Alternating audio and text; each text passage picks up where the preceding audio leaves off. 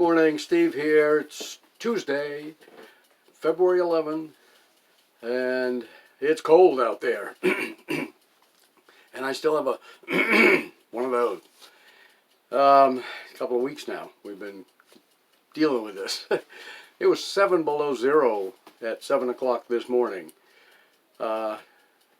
Anyway, yesterday, day before yesterday actually, we had to go out and blow some more snow for an hour and a half.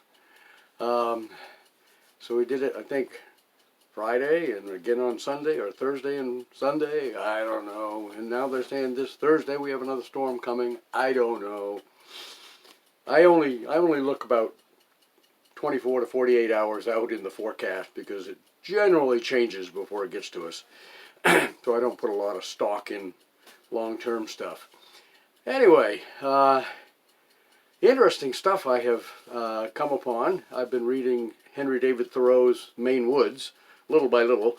I'm in the center section. There's 3 sections of it. The center one is Chassuncook.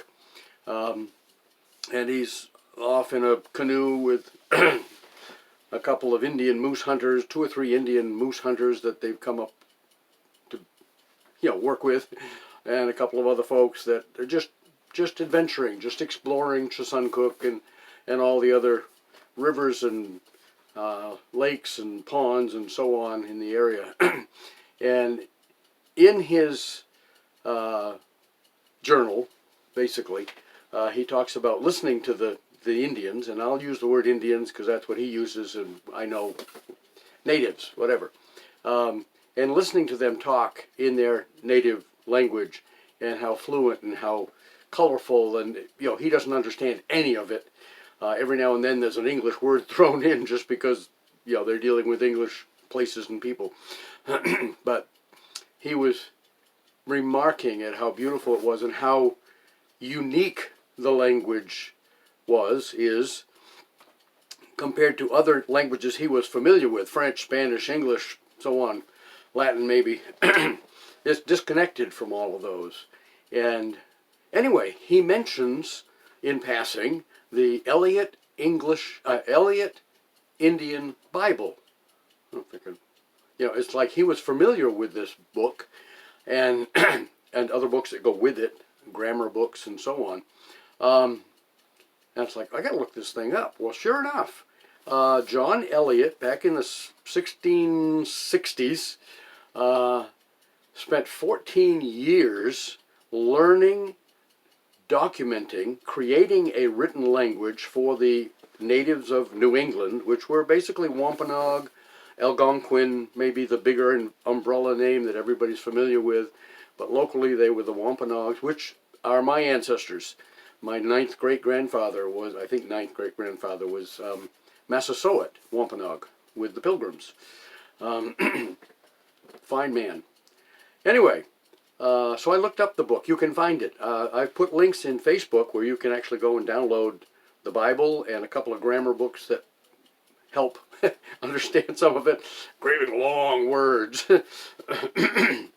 And they're in English letters because that's what John Eliot used to create a language for the natives. Very interesting stuff. I don't expect I'll ever read it, but looking through some of the grammar books, just page 10 and 11 on the Indian Grammar Begun is the first one, I think. There's another one, and I think there's a dictionary out there somewhere. I haven't found the dictionary yet. Anyway, I find this stuff interesting. Not that I'm going to turn into any kind of an expert. I won't.